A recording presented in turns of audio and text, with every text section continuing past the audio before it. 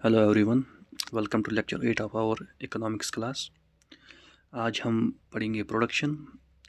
पढ़ने से पहले मैं आपको बता दूं, जो ये हमारी पीडीएफ होगी, ये हम अपनी टेलीग्राम चैनल में अपलोड करेंगे और उस टेलीग्राम चैनल का लिंक आपको कमेंट सेक्शन में मिल जाएगा।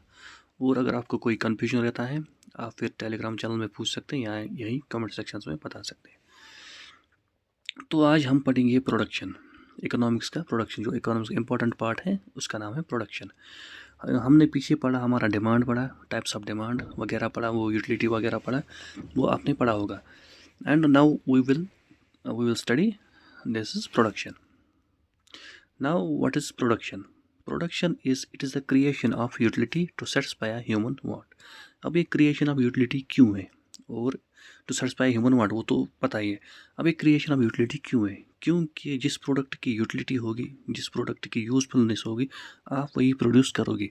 आप वो प्रोडक्ट प्रोड्यूस नहीं करोगे जिसकी कोई यूटिलिटी नहीं होगी, वो फिर इकोनॉमिक प्रोडक्शन में नहीं आएगा। ठीक, तभी यहाँ पे हमने लिखा है creation of utility, creation of utility. अब इसके बाद है इसकी definition. It is the process of transforming inputs, resources, factors of production into outputs. In short आप याद रखेंगे, to produce something from what? From inputs. हमारा इनपुट क्या है? रिसोर्सेज, जो है हमारा natural resources, and factors of production. Factors of production क्या है, ये हम आगे देखेंगे। इनटू आउटपुट, और आउटपुट हमें क्या मिल जाएगा? हमारे यहाँ तो गुड मिल जाएगा, यहाँ मिल जाएगी सर्विस। और आप याद रखेंगे इसमें ये एक complex process, it is a complex process. अब कम्प्लेक्स प्रोसेस ये क्यों है, दैट्स नॉट इम्पॉर्टेंट, लेकिन आप फिर भी ये आप एग्जाम पॉइंट ऑफ व्यू से याद रखेंगे, इट्स अ कम्प्लेक्स प्रोसेस। अब है एक और पॉइंट जिसका है क्रिएशन और एडिशन ऑफ वैल्यू। क्रिएशन तो आपको पता है, क्रिएशन ऑफ गुड, ये हमने ऊपर देख लिया, लेकिन अब ये एडिशन ऑफ वैल्यू क्या है? फॉर एग्जांपल, अब हमने पीछे पढ़ा होगा इंटरमीडिएट गुड। अगर आपके पास इंटरमीडिएट गुड है, आप उसको कुछ वैल्यू ऐड करेंगे, उसकी एडिशन ऑफ कुछ वैल्यू करेंगे, फिर वो बन जाएगा फाइनल गुड। ये एडिशन ऑफ वैल्यू वही है। ठीक, जो आपके पास इंटरमीडिएट गुड होगा, जब उसकी वैल्यू एडिशन होगी, वो फिर आ जाएगा हमारे पास एक फाइनल गुड, एंड हम कह सकते हैं हमने एक प्रोडक्शन की। ये हुआ हमारा क्रिएशन और एडिशन ऑफ वैल्यू। अब है हमारा production is the engine of an economic system. अगर इकोनॉमिक सिस्टम हमारी एक गाड़ी है, देन जो हमारी प्रोडक्शन है वो उस गाड़ी का इंजन है। अब जो हमारे पास इनपुट्स हैं, हमारे पास mainly inputs, in other words हम इसको बताते हैं फैक्टर्स ऑफ प्रोडक्शन। आप याद रखेंगे फैक्टर्स ऑफ प्रोडक्शन, क्योंकि इकोनॉमिक पॉइंट ऑफ व्यू से यही इंपॉर्टेंट है, इनपुट इंपॉर्टेंट नहीं है। अब हमारे पास 4 फैक्टर्स ऑफ प्रोडक्शन है। पहला है लैंड, फिर है लेबर, फिर है कैपिटल, एंड फोर्थ है एंटरप्रेन्योर। ठीक, आपको पता होगा everything comes at a cost. अगर ये इनपुट्स, ये एक प्रोडक्शन में एक पार्ट ले रहे हैं हम, इसका मतलब है हमें इनको पे करना पड़ेगा। अब हम जो हमारा लैंड है इसको कैसे पे करते हैं? Bye rent. जो लेबर है इसको कैसे हम पे करते हैं? By wage. और जो कैपिटल है इसको कैसे पे कर सकते हैं? Bye interest. एंड एंटरप्रेन्योर को कैसे? By profit. ये है इसका फैक्टर पेमेंट, या इन अदर वर्ड्स रिवार्ड। जो हमारा इनपुट है, फैक्टर ऑफ प्रोडक्शन है, इसका रिवार्ड क्या है? लैंड का है रेंट, लेबर का है वेज, कैपिटल का है इंटरेस्ट, एंटरप्रेन्योर क्या है? प्रॉफिट। ठीक, ये आप याद रखेंगे, एग्जाम में ये आता है। इसमें से एक क्वेश्चन आपको आएगा ही आएगा। ठीक है, अब है हमारा पहला फैक्टर ऑफ प्रोडक्शन लैंड, या पहला इनपुट लैंड या natural resources. The natural factor, आपको एग्जाम में पूछ सकते हैं which of the following is a natural factor, तो आप लिखेंगे लैंड। ठीक, लैंड या natural resources. All free gifts of nature which are owned and controlled by humans to generate income. ये आप याद रखेंगे, ये फ्री गिफ्ट्स हैं, जो भी नेचर ने हमने फ्री गिफ्ट्स दिए हैं, वो और ओनड या कंट्रोल्ड बाय ह्यूमंस, जो and those which help us to generate income, वो है हमारे पास, वो आता है लैंड में, नेचुरल रिसोर्स में।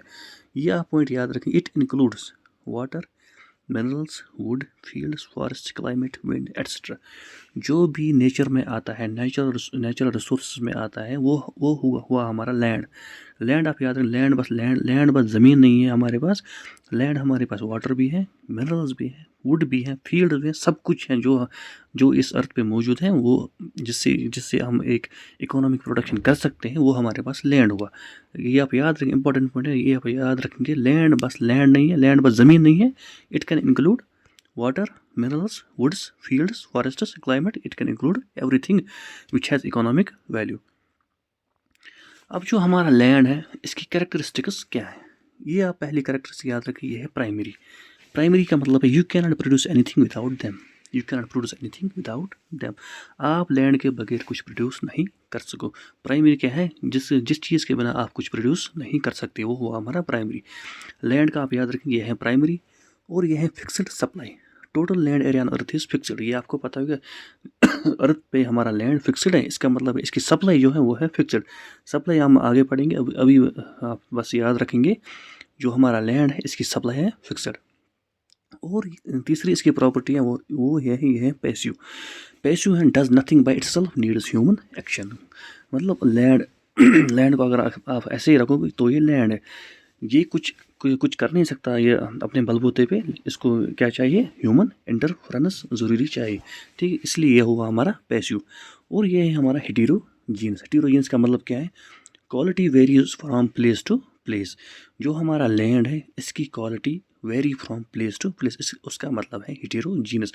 जो हमारे पास लैंड है, लैंड आपको बस याद रखना, लैंड बस लैंड नहीं है, लैंड वाटर भी है, मिनरल्स भी है, वुड भी है, फील्ड्स भी है, कुछ भी हो सकता है जिसका इकोनॉमिक वैल्यू होगा। यहाँ पर याद रखेंगे, लैंड हमारे पास हेटेरोजीनस होता है। And another production is no production cost, no human effort in its creation. For example हमारे पास वाटर है, इसको क्रिएट करने के लिए हमने क्या किया, कुछ नहीं, ये खुद ब खुद आया है। इसी का मतलब है नो प्रोडक्शन कॉस्ट। जो भी हमारे पास नेचुरल रिसोर्सेज हैं, जो हमारे पास नेचुरल लैंड है, इन इकोनॉमिक टर्म जो हमारे पास लैंड है, उसकी कोई प्रोडक्शन कॉस्ट नहीं है, ठीक। इमोबिलिटी। इमोबिलिटी का मतलब क्या है, geographical location can not be changed but resources can be transported. जो हमारे पास इसका एक और है कंसेप्ट है, उसका नाम है इमोबिलिटी। ये आप लैंड आप एक जगह से दूसरी जगह ट्रांसफ़र नहीं कर सकते, but resources can be transported. और ये है फ्री गिफ्ट है, अल्टरनेटिव्स है। आपके पास एक फॉर एग्जाम्पल आपके पास कुछ मिनरल्स है, आप उसको अल्टरनेटिव्स में लगा सकते हो। परमानेंट है, ये ओरिजिनल है, इंडिस्ट्रक्टिबल, ये भी आप याद रखेंगे, इंडिस्ट्रक्टिबल है। कुछ लैंड हमारा इंडिस्ट्रक्टिबल है। और एक और है हमारा जो है नॉन पेरिशेबल। इसका मतलब है ये पेरिश नहीं होता, ये है ड्यूरेबल। एक और इम्पॉर्टेंट पॉइंट है इन इलास्टिक इन सप्लाई। इसकी सप्लाई है इन इलास्टिक या परफेक्टली इन इलास्टिक। अगर प्राइस कितनी भी चेंज होगी, जो इसकी सप्लाई है वो ज़्यादा चेंज नहीं होगी, उसका मतलब है इन इलास्टिक। अगर प्राइस कितनी भी चेंज होगी, इसकी प्राइस उतनी ज़्यादा चेंज नहीं होगी, ठीक। उसकी प्राइस उतनी ज़्यादा चेंज नहीं होगी, सॉरी, अगर प्राइस कितनी भी चेंज होगी, सप्लाई उतनी ज़्यादा चेंज नहीं होगी, उसी का मतलब है इन इलास्टिक। इसके बाद है हमारा non produced means of production, original gift of nature. Non produced means of production क्या है, जो ये आप एक तो non produced and means of production आप अलग कर लो आपस में, फिर आपको समझ आएगा non produced means of production क्या होता है। Original gift of nature, non produce का मतलब है जिसको किसी ने प्रोड्यूस नहीं किया, ठीक। And it helps us in production of something else. Non produce means of production वही होता है। और इसका रिवार्ड है रेंट। ये आप याद रखेंगे, जो हमारा लैंड है इसका रिवार्ड होता है रेंट। अब है हमारे पास दूसरा फैक्टर ऑफ प्रोडक्शन, जिसका अब है इसके बाद हमारा लेबर। जो हमारा सेकंड इनपुट है या सेकंड फैक्टर ऑफ प्रोडक्शन है, वो है हमारे पास है हमारा लेबर या the human factor. Any human input physical और mental directed towards production process. कोई भी ह्यूमन इनपुट जो फिजिकल हो या मेंटल हो, जिससे प्रोडक्शन हो जाए, वो हमारा लेबर, वो हमारा ह्यूमन फैक्टर। ह्यूमन कैपिटल अब ह्यूमन कैपिटल क्या है? जब आप इन्वेस्टमेंट करोगे एजुकेशन में या ट्रेनिंग में या हेल्थ में, ताकि जो ह्यूमन्स का स्किल्स हैं वो अपग्रेड हो जाए, हमारी लाइफ अपग्रेड हो जाए, उसको हम कहेंगे ह्यूमन कैपिटल। ये आप याद रखेंगे ह्यूमन कैपिटल, क्योंकि आगे हम पढ़ेंगे थर्ड फैक्टर ऑफ प्रोडक्शन जो है हमारा कैपिटल। लेकिन आप याद रखेंगे जो हमारा ह्यूमन कैपिटल है ये पार्ट ऑफ लेबर है एंड इट एनहांसेस प्रोडक्टिविटी। ये पार्ट ऑफ हमारा कैपिटल नहीं, ये पार्ट ऑफ हमारा लेबर है। ये आप याद रखें, ये मॉडर्न पॉइंट है। इसके बाद है हमारा कैरेक्टरिस्टिक्स, जो है पहला वो है perishable, can not be stored. For example labour ने आपको कुछ सर्विस दी, लेबर ने कुछ काम किया, वो काम आप स्टोर नहीं कर सकते, ठीक है। वो आपको अगर वो काम फिर से करना होगा, आपको फिर लेबर को फिर से बुलाना पड़ेगा, ठीक। इसके बाद है एक्टिव इनिशिएटिव्स प्रोडक्शन, जो हमारा लेबर है ये होता है एक्टिव। जो कि हमारा लैंड था वो था हमारा पेसिव। लैंड खुद ब खुद कुछ काम नहीं कर सकता था, जो हमारा लेबर है ये काम कर सकता है, ये कुछ काम स्टार्ट भी कर सकता है।